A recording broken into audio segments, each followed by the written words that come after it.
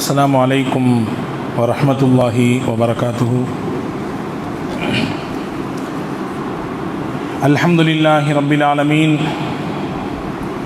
والصلاة والسلام على سيد الأنبياء والمرسلين وعلى آله وأصحابه ومن تبعه بإحسان إلى يوم الدين. أما بعد، فقد قال الله تعالى في القرآن الكريم والفرقان الحميد: أعوذ بالله من الشيطان الرجيم، بسم الله الرحمن الرحيم.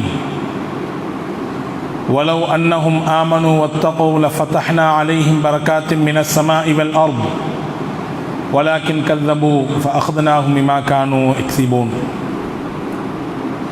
اللهم صل على سيدنا محمد وعلى آل سيدنا محمد وأنزله المقعد المقرب عندك يوم القيامة. எல்லாம் வல்ல ஏக இறைவனாம் அல்லாஹுவின் திருப்பெயர் போற்றி துவங்குகிறேன். கண்மணி நாயகம் முஹம்மதுர் ரசூலுல்லாஹ் ஸல்லல்லாஹு அலைஹி வஸல்லம் அன்னவர்கள் மீதும் அவர்களை பின்பற்றிய சத்திய சஹாபாக்கள், நல்லோர்கள், இறைநேச செல்வர்கள், குறிப்பாக இந்த ஜும்மாவின் அவையில் வருகை தந்திருக்கிற வர இருக்கிற எல்லா மக்களின் மீதும் வல்ல ரஹ்மான் தன்னுடைய அன்பையும் அருளையும் என்றென்றும் நிறைவாக கொடுத்து கொண்டே இருப்பானாக. வாழும் காலம் வரை ஆரோக்கியத்தை தந்து மருத்துவமனை கஷ்டங்கள் சிரமங்களை எல்லாம் விட்டு நம் எல்லோரையும் அல்லாஹ் பாதுகாப்பானாக. அல்லாஹுவின் திரு ஆலயமாம் புனிதமிகு காபாவையும் அண்ணல் கண்மணி நாயகம் ஸல்லல்லாஹு அலைஹி வஸல்லம் அன்னவர்களின் புனிதம் நிறைந்த ரவுதாவையும் புனித பைத்துல் முகத்தஸையும் குடும்பத்துடன் ஹஜ்ஜு உம்ரா ஜியாரா செய்திட நம் எல்லோருக்கும் அல்லாஹ் வாய்ப்பளிப்பானாக. இந்த உலகை விட்டு நம்முடைய மூச்சு அடங்கும் நேரம் லா இலாஹ இல்லல்லாஹ் முஹம்மதுர் ரசூலுல்லாஹ் என்ற திருக்கலிமாவை மொழிந்த வண்ணம் அல்லாஹுவை மனப்பூர்வமாக ஏற்றுக்கொண்ட நிலையிலே அருமை நாயகம் ஸல்லல்லாஹு அலைஹி வஸல்லம் அன்னவர்களின் மீது பிரியம் கொண்டிருக்கக்கூடிய அந்த தருணத்திலே நம்முடைய ஆத்மா கைப்பற்றப்படுவதற்கு அல்லாஹ் நம் எல்லோருக்கும் கிருபை செய்வானாக. நாளை மறுமையில் ஜன்னத்துல் ஃபிர்தௌஸ் என்ற உயர்ந்த சொர்க்கத்தில் நம்மையும் நம்மை பெற்றவர்களையும் நமக்கு கல்வி கற்று தந்த உஸ்தாதுமார்களையும் நம்மிடத்திலே துவாவுக்காக வேண்டிக் கொண்ட அத்துணை நன்மக்களையும் ஜன்னத்துல் ஃபிர்தௌஸ் என்ற சொர்க்கத்திலே நமது நாயகத்தின் தலைமையின் கீழ் அல்லாஹ் ஒன்றிணைப்பானாக. ஆமீன் யா ரப்பல் ஆலமீன். கண்ணியத்திற்கும் மரியாதைக்கும் உரிய பெரியோர்களே, சங்கைக்குரிய மூமின்களே, புனிதம் நிறைந்த ரஜபினுடைய முதல் வார ஜும்மாவில் நாம் எல்லாம் வீற்றிருக்கிறோம். ரஜபு மாதம் பிறந்து விட்டால் அருமை நாயகம் ஸல்லல்லாஹு அலைஹி வஸல்லம் அன்னவர்கள் அல்லாஹுவிடத்தில் இப்படி பிரார்த்தனை செய்யுங்கள் என்று சமூகத்திற்கு கற்றுத்தருவார்கள். அல்லாஹும்ம பாரிக் லனா ஃபி ரஜப வ ஷஅபான் வ பல்லிக்னா ரமதான். இறைவா, அருளாளனே, அன்பாளனே, ரஜப் மாதத்திலும் தொட்டெடுத்திருக்கக்கூடிய ஷாபானிலும் எங்களுக்கு பரக்கச் செய்வாயாக, ரமதானை அடைந்து கொள்ளக்கூடிய வாய்ப்பை எங்களுக்கு தருவாயாக என்ற பொருள் நிறைந்த இந்த துவாவை பெருமானார் ஸல்லல்லாஹு அலைஹி வஸல்லம் கற்றுத்தருவார்கள். அன்பர்களே, ஒரு கடையை திறக்கிறோம். நாம் எதிர்பார்ப்பது என்ன? பரக்கத்தான வியாபாரம் நடக்க வேண்டும். காலையில் எழுந்து வேலைக்கு செல்கிறோம். நம் எதிர்பார்ப்பு என்ன? இன்றைய தினம் பரக்கத்தாக இருக்க வேண்டும். ஒரு நிறுவனத்திற்கு ஒரு பெருங்கொண்ட முதலை போட்டு ஒரு பெரிய நிறுவனத்தை துவங்குகிறோம். நம் எதிர்பார்ப்பு என்ன? இந்த நிறுவனம் பரக்கத்தான முறையில் வளர்ந்து செழிப்பான வாழ்க்கை வாழ வேண்டும். குடும்பத்தில் நிக்காகை மேற்கொள்கிறோம். இல்லற வாழ்விலே புகுவதற்கு ஆசைப்படுகிறோம். நம் எதிர்பார்ப்பு என்ன? நம்முடைய இல்லற வாழ்க்கை பரக்கத்தாக இருக்க வேண்டும். பிள்ளை பெற்றெடுக்கிறோம். அந்த பிள்ளையை வளர்ப்பதற்கு ஆயத்தப்படுகிறோம். நம் எதிர்பார்ப்பு என்ன? இந்த பிள்ளைகளின் எதிர்காலமும் பரக்கத்தாக இருக்க வேண்டும். ஒரு மூமினுடைய வாழ்க்கையில் எல்லா பக்கத்திலும் பரக்கத் வேண்டும் வேண்டும் வேண்டும் என்றுதான் ஒவ்வொரு மனமும் இயங்கிக் கொண்டிருக்கிறது. நாம் என்றாவது யோசித்ததுண்டா பரக்கத் என்றால் என்ன? பரக்கத் என்ற வார்த்தைக்கு பொருளை விளங்கி வைத்திருக்கிறோம். ஆனால் நம் விளக்கத்தை விட விரிவான பொருளை கொண்டதுதான் பரக்கத். தமிழுக்கு சொல்லிக்கொள்வோம். நம்முடைய புழக்கத்திலே அல்லது நம் புரிவதற்காக வேண்டி அபிவிருத்தி என்று சொல்லுவோம், செழிப்பு என்று சொல்லுவோம், நிறைவு என்று சொல்லுவோம். ஆனால் இதையெல்லாம் விட கடந்து, இதை அத்துணையும் கடந்து ஒரு விரிவான பொருள் கொண்ட பதம்தான் பரக்கத் என்பது. அந்த பரக்கத்தான வாழ்க்கையை பெற்றுக்கொள்வதற்கு குர்ஆன் நமக்கு வைக்கக்கூடிய அம்சங்கள் என்ன? என்னென்ன அம்சங்கள் இருந்தால் நமக்கு பரக்கத்தான வாழ்வை அல்லாஹ் தருவான் என்பதை இந்த பயானின் இறுதியில் நான் சொல்லுவேன். 2 அம்சம்தான். அந்த 2 அம்சம் நம்மிடத்தில் இருக்குமேயானால் நிச்சயம் நாம் எதிர்பார்க்கிற பரக்கத்தான வாழ்வு, பரக்கத்தான சம்பாத்தியம், பரக்கத்தான தொழில், பரக்கத்தான தினம் எல்லாம் பரக்கத்தாக இருக்கும். ஏன், நாம் வாழும் இந்த காலம் உட்பட, நமக்கு கிடைக்கப்பட்ட நேரம் உட்பட 24 மணி நேரம், நமக்கு கிடைக்கப்பட்ட வயது உட்பட எல்லாம் பரக்கத்தாக இருக்கும். அந்த 2 அம்சம் நம்மிடத்தில் இருந்தால் நான் என்ன என்று இதனுடைய முடிவில் சொல்லுவேன் இன்ஷா அல்லாஹ். அன்பிற்குரியவர்களே, அதற்கு முன்னால் நாம் எதை பரக்கத் என்று விளங்கி வைத்திருக்கிறோம்? நிறைய காசு, கை நிறைய பரக்கத்தா? கல்லாவை திறந்தால் கண் நிறைய காசு இருக்கிறது, எடுக்க எடுக்க பணம், பை நிறைய இருக்கிறது, வசதியான வாழ்க்கை, சொகுசான வாழ்க்கை, நினைத்த நேரம் கைதட்டிய நேரத்திலே வேலையாட்கள், இதுவெல்லாம் பரக்கத்தா என்றால் குர்ஆனின் பார்வையில் இது பரக்கத் இல்லை. திருக்குர்ஆனிலே அல்லாஹ் சொல்வான், ஃபலம்மா நஸூமா துக்கிரு பிஹி ஃபதஹ்னா அலைஹிம் அபுவாப குல்லி ஷை. நாம் எதை ஞாபகமூட்டினோமோ அந்த நல்லுபதேசத்தை அந்த மக்கள் மறந்த பொழுது, அதை மறந்து தங்களின் வாழ்க்கையை அமைத்து கொண்ட பொழுது, எல்லா வாசலையும் உலகத்தில் நாம் அவர்களுக்கு திறந்து கொடுப்போம். கொட்டோ கொட்டென்று பணமழை கொட்டும், வசதி வாய்ப்புகள் எல்லாம் அவர்கள் காலுக்கு கீழே வந்து கிடக்கும். அல்லாஹ் சொல்றான், ஹத்தா இதா ஃபரிஹு பிமா ஊது அஹதுனாஹும் பக்தத்தன். நாம் வழங்கிய, நாம் அவர்களுக்கு கொடுத்த அந்த செல்வத்தில் திளைத்து சந்தோஷமாக அவர்கள் இறைவனை மறந்திருக்கக்கூடிய சமயத்திலே அஹதுனாஹும் பக்தா, திடீரென்று ஒரு பிடியை அவர்களுக்கு நாம் பிடித்து விடுவோம். திடீர் பிடிப்போம். அந்த பிடி மருத்துவ செலவின் மூலமாக வரலாம், அந்த பிடி ஒரு மிகப்பெரிய ஆபத்தை கொண்டு வரலாம், அந்த பிடி ஒரு பிரம்மாண்டமான நோயின் வடிவத்திலே வரலாம், அந்த பிடி நம்முடைய வியாபாரத்தின் இழப்பின் மூலமாக வரலாம், அந்த பிடி ஒரு மிகப்பெரிய நபரிடத்திலே ஏமாற்றத்தின் மூலமாக வரலாம், எப்படியும் வரலாம். அல்லாஹ் என்ன சொல்றான், உங்களிடத்தில் இருக்கக்கூடிய செல்வம் நிரம்ப இருக்கிறது, நிறைய இருக்கிறது, கை நிறைய, அதில் நீங்கள் சந்தோஷத்தில் மூழ்கி இறைவனை மறக்கிற பொழுது உங்களிடத்தில் இருக்கக்கூடிய அந்த செல்வமும் பொருளும் காசும் உங்களுக்கு பயனற்றதாக போய்விடும். எனவே இதை நீங்கள் கருதாதீர்கள் பரக்கத் என்று. அப்படி என்றால் பரக்கத் என்ற வார்த்தைக்கு பொருள் விரிவானது, அதனுடைய உண்மை தன்மை வேறு விதமானது.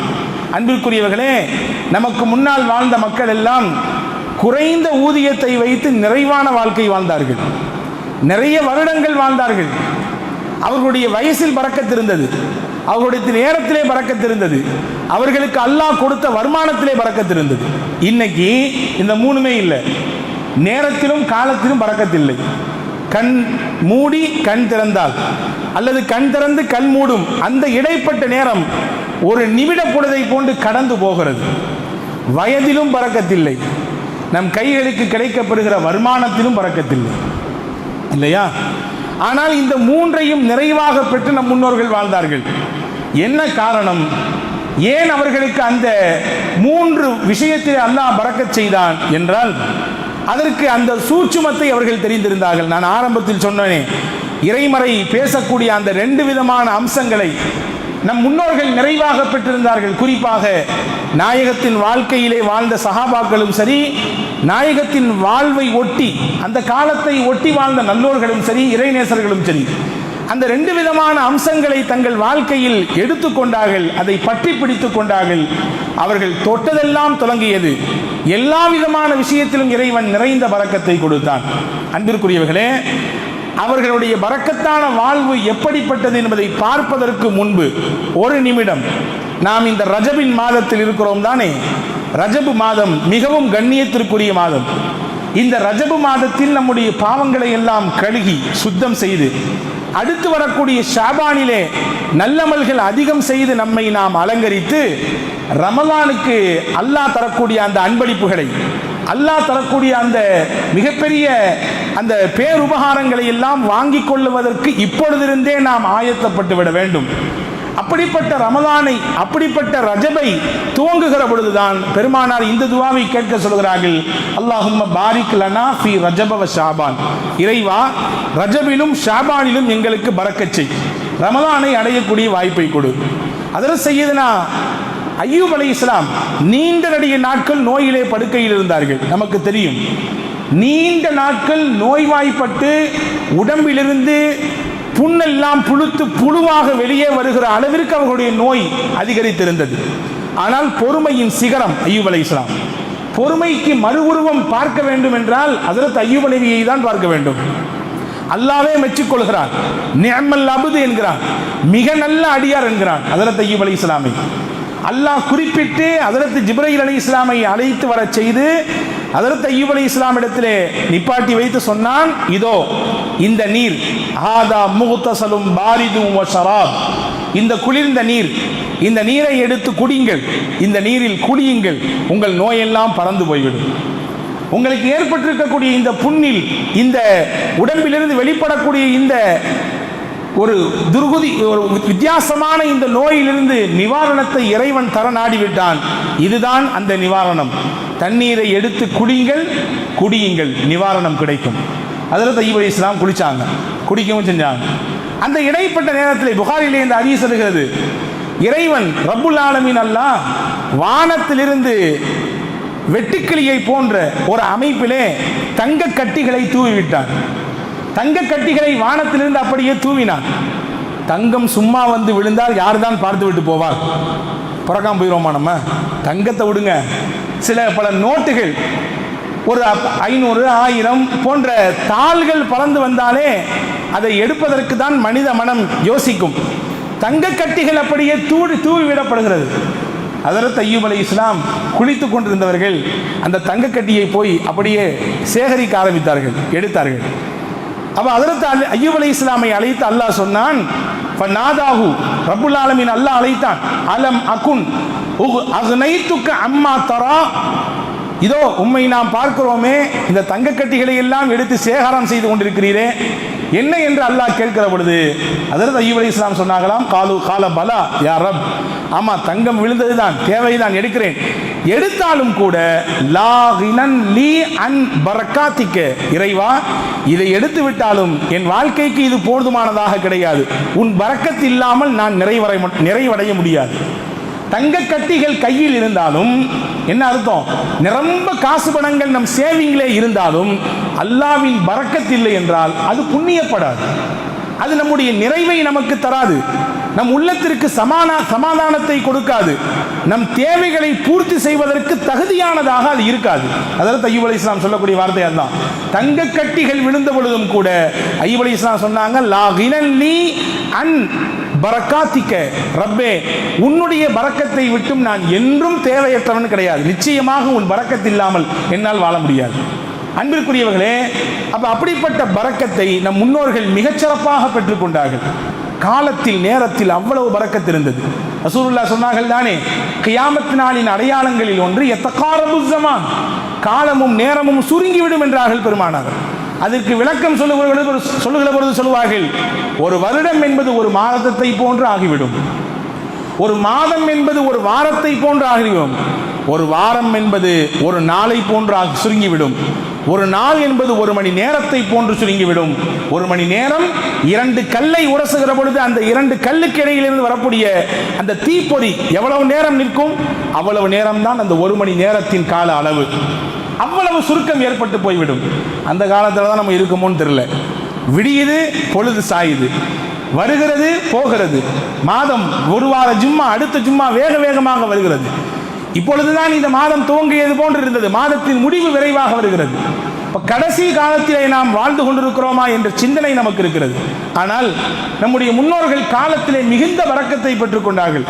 ஹதீஸிலே வருகிறது, பெருமானார் ஸல்லல்லாஹு அலைஹி வஸல்லம் சொல்வார்கள், கைரு உம்மத்தி கர்னி, என்னுடைய சமூகம் வாழ்ந்த சமூகத்தில் சிறப்பான காலத்தில் வாழ்ந்தவர்கள் யார் என்றால் நான் வாழ்ந்த காலத்தில் வாழ்ந்தவங்க.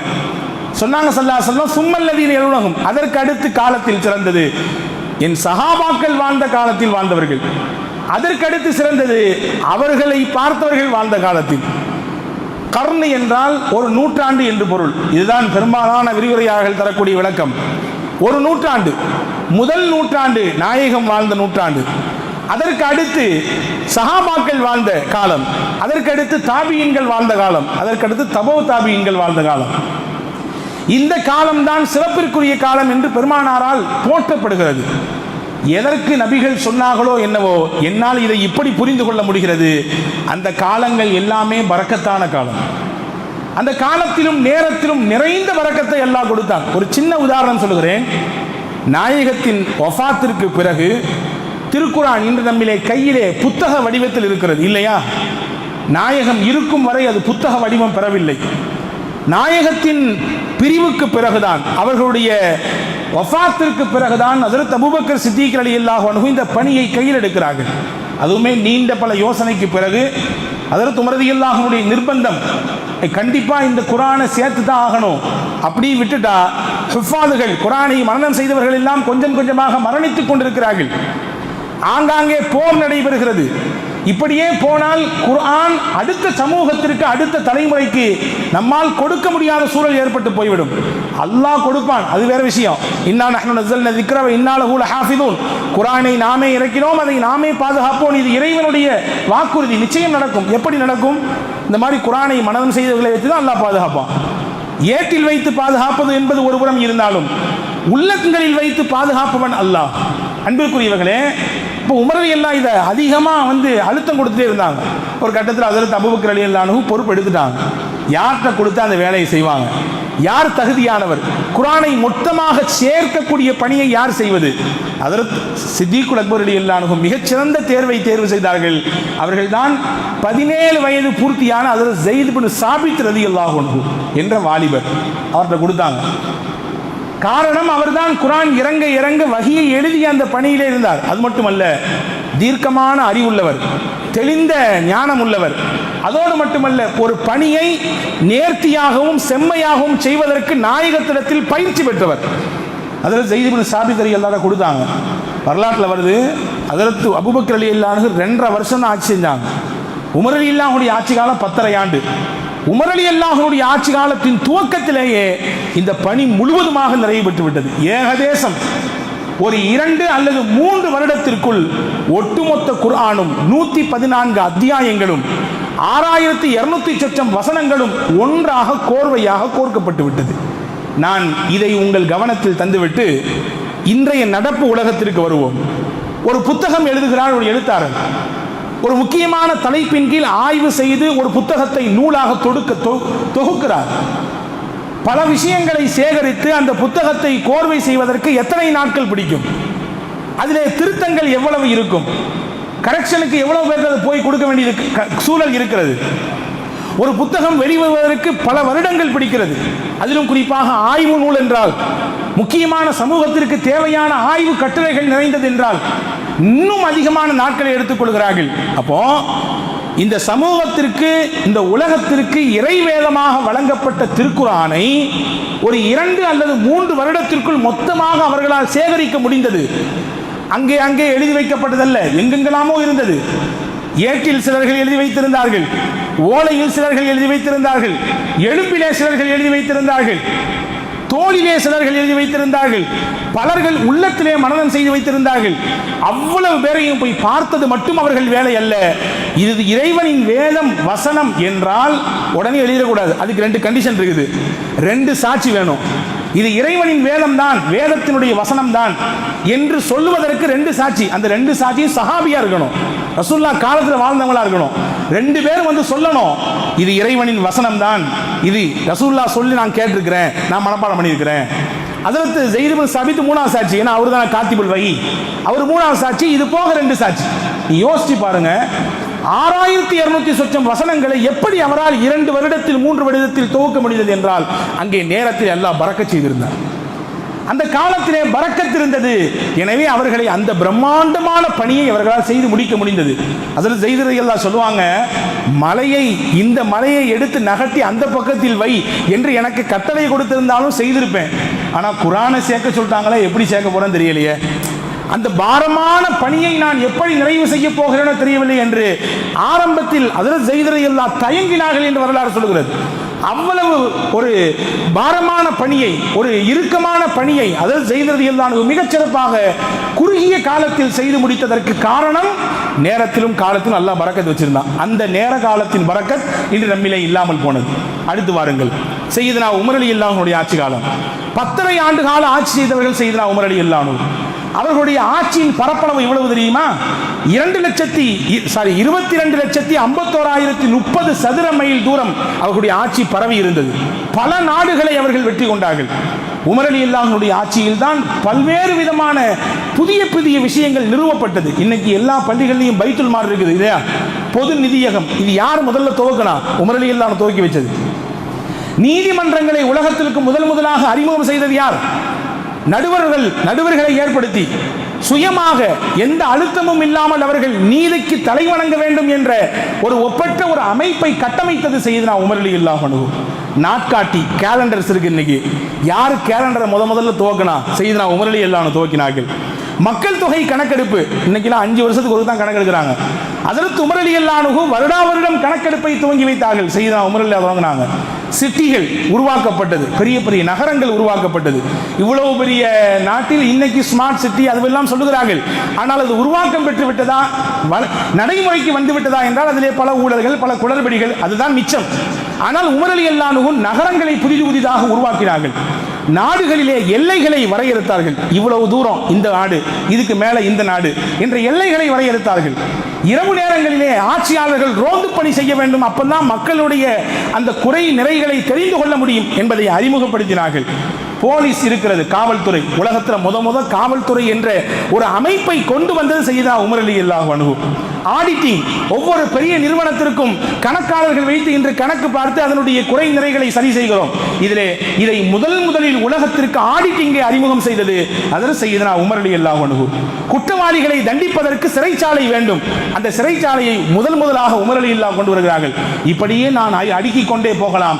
45 புதிய விஷயங்களை நிறுவி அதை மிகச்சிறப்பாக செய்த மிகப்பெரிய பெருமைக்கு சொந்தக்காரர் சையதுனா உமர் ரலியல்லாஹு அன்ஹு. இதை தாண்டி அவங்களுக்குன்னு குடும்பம் இருந்துச்சு, அவங்களுக்குன்னு பிள்ளைகள் இருந்தாங்க, தன்னுடைய சொந்த தேவைகள் அவர்களுக்கு இருந்தது.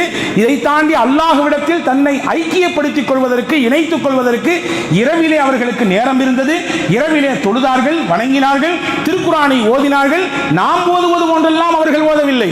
நாம் மேம்போக்காக படிக்கிறோம். நம் இபாதத் எல்லாமே மேலோட்டம் தான். தொழுதால் விரைவாக முடித்து விட வேண்டும், குர்ஆன் ஓதினால் வேகமாக பக்கங்களை திருப்பி விட வேண்டும். உமர் ரலியல்லாஹு அன்ஹுடைய தொழுகை எப்படி இருக்கும், உமர் ரலியல்லாஹு அன்ஹுடைய திருக்குர்ஆன் ஓதுதல் எப்படி இருக்கும்? ஒரு பக்கத்தை அவர்களால் மிக எளிதாக கடக்க முடியாது. அழுது தாடி எல்லாம் நினைந்து அந்த திருக்குர்ஆனுடைய பக்கங்கள் எல்லாம் நனைந்து விடும். அப்படின்னா எப்படி அழுதுருப்பாங்க பார்த்துக்கங்க. அவ்வளவு நேரம் அவர்களுக்கு எங்கே கிடைத்தது? இந்த 10 ஆண்டுகளில் எப்படி இவ்வளவு பெரிய சாதனையை செய்ய முடிந்தது? இதற்கு எல்லாவற்றுக்கும் கேள்விக்கு பின்னாடி பதில் என்ன தெரியுமா? அல்லாஹ் அவங்க காலத்தில் பரக்கத் செஞ்சிருந்தான். அல்லாஹ் அவர்களுடைய நேரத்திலே பரக்கத் செய்திருந்தான். எனவே அவர்களால் இதையெல்லாம் சாதிக்க முடிந்தது.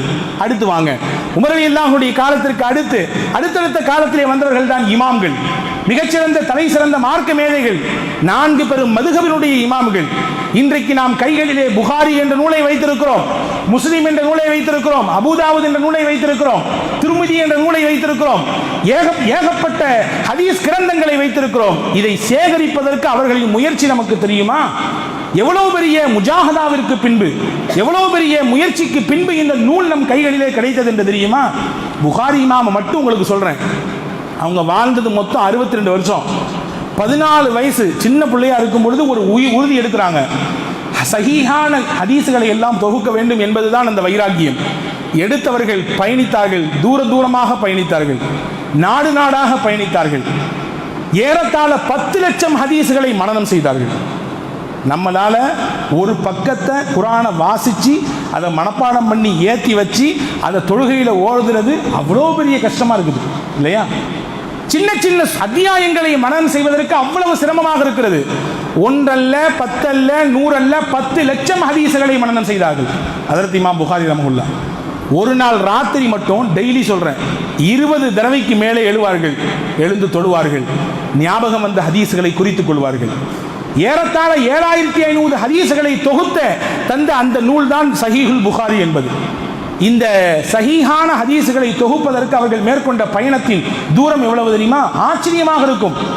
நம்மால் இங்கிருந்து ஒரு 600 கிலோமீட்டர் பயணித்து போனால் எவ்வளவு களைப்பு வருகிறது, எவ்வளவு பெரிய அயற்சி நமக்கு ஏற்படுகிறது. இந்த ஹதீஸ்களை தொகுக்க இமாம் புகாரி செய்த பயணத்தை வரலாற்று ஆசிரியர்கள் எழுதுகிறார்கள். ஒருவன் இந்த ஒட்டுமொத்த உலகத்தையும் 2 முறை சுற்றினால் எவ்வளவு தூரம் இருக்கும்? மேற்கிலிருந்து கிழக்கு, வடக்கிலிருந்து தெற்கு, மொத்த உலகத்தையும் 2 தடவை சுற்றினால் அது எவ்வளவு தூரம்? இன்னைக்கு இந்த சென்னையிலிருந்து வெஸ்ட் இண்டீஸ் என்று சொல்லக்கூடிய ஒரு நாடு அல்லது மேற்கத்திய நாடுகளில் ஏதோ ஒரு நாடு என்று வைத்துக் கொள்ளுங்கள். விமான பயணமே 12 மணி நேரம், 14 மணி நேரம், 18 மணி நேரம். எவ்வளவு தூர பயணம் அது? அன்றைய காலகட்டத்தில் விமானம் எல்லாம் இல்லை. ஆனால் அவர்களுடைய பயணத்தின் தூரத்தை கணக்கெடுக்கிற பெருமக்கள் சொல்கிறார்கள், 2 முறை ஒருவர் உலகமே சுற்றினால் எவ்வளவு தூர பயணமோ அவ்வளவு தூரம் இமாம் புகாரி பயணிச்சாங்க. அவங்க ஒன்றும் 650 வருஷம் வாழல, வெறும் 62 வருஷம் தான் வாழ்ந்தாங்க. அவங்களுடைய ஆசிரியர்கள் எத்தனை பேர் தெரியுமா? நீங்கள் எல்லாரும் ஒவ்வொருத்தரும் சொல்லுங்க, உங்களுக்கு எத்தனை ஆசிரியர்கள் உண்டு? நம்ம சின்ன பிள்ளையில மக்தப் ஓதுனதுலேருந்து அலிஃபு என்று கற்றுத்தாங்கல்ல, அங்கே இருந்து நம்ம படித்த ஸ்கூலு, நம்ம படித்த காலேஜ், அதற்கு பின்னால் இது நாள் வர 50 வயசு 60 வயசு வச்சுங்க, எத்தனை ஆசிரியர் இருப்பாங்க? ஒரு 50 பேர் இருப்பாங்களா? ஒரு 100 பேர் இருப்பாங்க நம்முடைய ஆசிரியர்கள். இமாம் புகாரியின் ஆசிரியர்கள் மட்டும் 4000 சொச்சம் ஆசிரியர்கள். 4000 சொச்சம் ஆசிரியரிடத்திலே போய் ஹஜ்ரத் இமாம் புகாரி படித்திருக்கிறார்கள், ஹதீஸை கேட்டிருக்கிறார்கள். நம்ம இப்போ இங்கே தான் இமாம் புகாரியை பார்க்கிறோம். எப்படி ஒரு தனி மனிதரால் இவ்வளவு பெரிய சாதனையை செய்ய முடிந்தது? அதற்கு எப்படி நேரமும் காலமும் ஒத்திருந்தது? நம்மளுக்கு இருக்கிற மாதிரி அதே 24 மணி நேரம் தான் அவங்களுக்கு இருந்துச்சு. நம்ம எப்படி ஃபஜ்ர் தொழுகிறோம் அதே மாதிரி தான் அவங்களும் ஃபஜ்ர் தொழுதாங்க. நம்ம எப்படி இஷா தொழுகிறோம் அதே நேரத்தில் தான் அவர்களும் இஷா தொழுதார்கள். இடைப்பட்ட நேரத்தில் பகல் இருந்தது, ராத்திரி இருந்தது, மாலை இருந்தது, காலை இருந்தது, எல்லாம் இருந்தது. நம்மிடத்தில் இல்லாத ஒன்று அவர்களிடத்தில் தனியாக இருந்தது. அதுதான் அவர்களின் வாழ்க்கையில் நேரத்தில் காலத்தில் பரக்கத். நம்ம இடத்துல அது இல்லை. எனவே தான் விடுந்தது மாதிரி தான் ஆச்சு. ஐயோ, அதுக்குள்ள தொகர் வந்துருச்சா? இப்பதான் தொகர் சொல்றது மாதிரி இருந்துச்சு, அதுக்குள்ள அசர் வந்துருச்சா? மகரிபு போயிட்டு இப்பதான் பள்ளியிலிருந்து வெளியே வந்த மாதிரி இருந்துச்சு, இஷாக் பாங்க சொல்லிட்டாங்களா? பார்க்குறோமா இல்லையா? இப்போ நேரத்தில் பரக்கத்தில்லை, நம் வயதில் பரக்கத்தில்லை, குறிப்பாக நம் சம்பாத்தியத்தில் அறவே பரக்கத்தில்லை. கை நிறைய சம்பளம் வாங்குறோம், நிறைவா இருக்குது, ஆனால் மாதத்தினுடைய பாதியிலேயே நாம் கடன்காரர்களாக மாறி போகிறோமே. நிரம்ப சம்பளங்கள் கிடைக்கிறது, எல்லாத்தையும் நம்மளை கடன்காரனாவே நிறைய பேர் வச்சிருக்கான் இல்லையா? அன்பிற்குரியவர்களே, ஏன் இந்த பரக்கத் போனது? சஹாபாக்கள் வாழ்க்கையில் கொஞ்சம் இருந்துச்சு, ஆனால் அந்த கொஞ்சம் நிறைய வேலை செஞ்சுது. ஒரு சின்ன உதாரணம் குறுகிய நேரத்தில் சொல்லி முடிப்பேன். அபூ ஹுரைரா ரலியல்லாஹு அன்ஹு கடுமையான பசி, மஸ்ஜித் நபி வந்து நிற்கிறாங்க, யாராவது என்னை வீட்டுக்கு கூட்டு போவாங்கன்னு நினச்சி அபூபக்கர் நாயகம் வந்தாங்க. ஒரு சந்தேகம் கேட்குறாங்க, ஒரு வசனத்தினுடைய சந்தேகம். சந்தேகத்துக்கு பதில் சொல்லிட்டு அபூபக்கர் நாயகம் போயிடுறாங்க. என்னையா இது, அபூபக்கர் கூட்டு போவாங்கன்னு நினச்சா சந்தேகத்துக்கு பதில் சொல்லிட்டு போயிட்டாங்களே என்று ஹஜ்ரத் அபூ ஹுரைரா நினைக்கிறார்கள். அடுத்து உமர் வந்தார்கள், இதே போன்ற ஒரு பாணியிலே கேள்வி, பதில் கிடைத்தது, யானை கேட்கல. ரசூல் வந்தார்கள், 3வது கேட்கவே இல்லை. ரசூல்லா முகத்தை பார்த்து சிரிச்சாங்க, சிரிச்சுட்டு வீட்டுக்கு வாங்கன்னு கூட்டு போனாங்க. ஸல்லல்லாஹு அலைஹி வஸல்லம் அந்த பார்வையிலேயே தெளிவு, அல்லாஹ் கொடுத்த மிகப்பெரிய பாக்கியம் அது, முஅஜிஸா. பெருமானார் வீட்டுக்கு அழைத்து போகும்பொழுதே கேட்டாங்க, சாப்பிட்டீங்களான்னு கேட்டாங்க ஹஜ்ரத் அபூ ஹுரைராவை. இல்லை யாரும் சொல்ல சாப்பிடல. ஸல்லல்லாஹு அலைஹி வஸல்லம் அவர்கள் இல்லத்தால் வீட்டிலே இருக்கக்கூடிய தன்னுடைய மனைவியிடத்திலே கேட்டார்கள், என்ன இருக்கிறது? ஒரு சொம்பு பால் இருக்கிறது. யார் கொடுத்தது? அன்பளிப்பாக உங்களுக்கு வந்தது, வாங்கி வாருங்கள் அபூ ஹுரைரா. அபூ ஹுரைரா வாங்கி வந்தாங்க, கையில் வச்சுக்கிட்டாங்க. ஹஜ்ரத் அபூ ஹுரைரா நினைச்சாங்க, நமக்கு இன்னைக்கு நல்ல செம்பு நிறைய பால் கிடைக்க போகுது என்று. ஹஜ்ரத் ரசூல் சொன்னார்கள், சுஃபாவில் நிறைய சஹாபாக்கள் இருப்பார்கள், திண்ணை தோழர்கள் என்று சொல்லுகிறோமே, அஸ்ஹாபு சுஃபா, அவங்களாம் போய் கொஞ்சம் கூட்டுவாங்களேன்னாங்க. அபூ ஹுரைராக்கு பக்குனுச்சு, நம்மளே பெரிய பசியில் வந்திருக்கிறோம், ஏழைகள் சஹாபாக்கள் அழைச்சிட்டு வர சொல்றாங்களே, என்றாலும் அல்லாஹ்வுடைய உத்தரவையும் அல்லாஹ்வின் தூதருடைய உத்தரவுக்கும் கட்டுப்படுவது மூமினுடைய கடமை. போனாங்க, சஞ்சலத்திலே போனாங்க, கூப்பிட்டாங்க. உட்கார்ந்து இருந்தவங்க ஒருத்தரோ 2 பேரோ 4 பேரோ 5 பேரோ கிடையாது, தஃப்சீல் எழுதியிருக்காங்க 700 பேர் இருந்தாங்க. எத்தனை பேருங்க? 700 பேர் இருந்தாங்க. எல்லாம் அழைத்து வந்து ரசூலுடைய வீட்டுக்கு முன்னாடி இருக்கிறார்கள். ஸல்லல்லாஹு அலைஹி வஸல்லம் பால் செம்பை அபூ ஹுரைரா கையில் கொடுத்தாங்க. நல்ல வேலை முதல் ஆளாக நமக்கு கிடைச்சிச்சு நினைச்சாங்க. அபூ ஹுரைரா சொன்னாங்க, ஸல்லல்லாஹு அலைஹி வஸல்லம் கொடுங்கன்னாங்க, தோழர்களுக்கு கொடுங்கன்னாங்க. ஐயோ, இப்பவும் நம்ம கையை விட்டு மீறி போகுது. இருந்தாலும் கொடுத்தார்கள். வரிசையாக அப்படியே பால் செம்பு சுத்தி வந்தது. எல்லாம் சுத்தி வந்து கடைசியிலே மறுபடியும் அபூ ஹுரைராவின் கையிலே வந்தது. ஸல்லல்லாஹு அலைஹி வஸல்லம் கேட்டாங்க அபூ ஹுரைராவை பார்த்து, எல்லாரும் குடிச்சிட்டாங்களா? எல்லாரும் குடிச்சிட்டாங்க. நீங்களும் நானும் தானே பாக்கி? ஆமா, நானும் நீங்களும் மட்டும்தான் பாக்கி, குடிங்கன்னாங்க. அபூ ஹுரைரா குடிச்சாங்க, மறுபடியும் குடிங்கன்னாங்க, குடிச்சாங்க, மறுபடியும் குடினாங்க, குடிச்சாங்க. ஹதீஸ்ல வருது, ஹஜ்ரத் அபூ ஹுரைரா சொன்னாங்க, அன்றைய நாள் அதற்கு மேல் 1 மிடர் நான் குடித்திருந்தால் என் வயிறினுடைய விழா எலும்புகள் வெளியே தள்ளப்பட்டிருக்கும், அவ்வளவு வயிறு நிறைய பால் குடிச்சாங்க. அதற்கு பிறகு நான் நாயகத்திடத்தில் சொம்பை கொடுத்தேன். இங்கே நிகழ்ச்சி முடிந்தது. செய்தியை சொல்லுகிறேன். ஒரு செம்பு பால் பாலாகவே இருந்தது, ஆனால் பல நூறு மக்களின் பசியை போக்கியது. இதுதான் பரக்கத்து. பரக்கத்துனா நிறைய இருக்கணும் கிடையாது, கொட்டென்று கொட்ட வேண்டும் என்பது கிடையாது. கல்லாவை திறந்தால் கண்ணறைய காசு பணம் இருக்க வேண்டும் என்பது கிடையாது. வசதி வாய்ப்பான வாழ்க்கை என்பது கிடையாது. இது எல்லாவற்றையும் தாண்டி குறைந்த தொகை, குறைந்த விஷயம், அதை கொண்டு நிறைவான வேலை நடக்கிறது. 500 ரூபாய் செய்ய வேண்டிய வேலையை 50,000 ரூபாய் செய்ய வேண்டிய வேலையை 500 ரூபாய் செஞ்சதுன்னா அந்த காசுல பரக்கத்து இருக்குன்னு அர்த்தம். ஆனா 500 ரூபாய்க்கு முடிக்க வேண்டிய வேலையை 50,000 ரூபாய் வரை தள்ளி போகுதுன்னா நம்மள்ட்ட பரக்கத்து இல்லைன்னு அர்த்தம். இப்போ இந்த பரக்கத்தை பெற்றுக்கொள்வதற்கு என்ன செய்வது? அந்த சூட்சுமத்தை சொல்லுகிறேன் கேளுங்கள். 2 சொன்னேன் பயானினுடைய துவக்கத்தில் சொன்னேன். வாழ்க்கையில் பரக்கத், நேரத்தில் பரக்கத், வயசில் பரக்கத், நமக்கு கிடைக்கப்படக்கூடிய காசு பணங்களில் பரக்கத், தொழிலில் நிறுவனத்தில் எல்லாம் பரக்கத். என்ன வேண்டும்? நம்மிடத்தில் என்ன அம்சங்கள் வேண்டும்? 2 போதும் பெருமக்களே. அல்லாஹ் சொல்கிறான், வலவ் அன்னஹும் ஆமனு வத்தகூ லஃபதஹ்னா அலைஹிம் பரக்காத்தின் மினஸ் ஸமாஇ வல் அர்த். ஈமான் கொண்டு இறை பக்தியாளராக ஒருவர் இருந்தால் வானத்தின் பூமியின் பரக்கத்தை திறந்து கொடுப்போம் அவருக்கு. நம்ம தர்றதெல்லாம் ஒரு குறிப்பிட்ட அளவு தான் தருவோம். அல்லாஹ் தந்தா கணக்கெல்லாம் பார்க்க மாட்டான், கணக்கு இல்லாமல் அல்லாஹ் கொடுப்பான். எனவே தான் அல்லாஹ் அந்த வார்த்தையை சொல்றான் பாருங்க, பரக்காத்தின் மினஸ் ஸமாஇ வல் அர்த். வானமும் பூமியும் திறந்து கொடுத்தால் எவ்வளவு பரக்கத் கிடைக்குமோ அத்தனையும் கொடுப்போம். 2 கண்டிஷன் தான். நீங்க உண்மையான இறை விசுவாசியாக இருக்க வேண்டும், உண்மையான இறை நம்பிக்கையாளராக இருக்க வேண்டும்.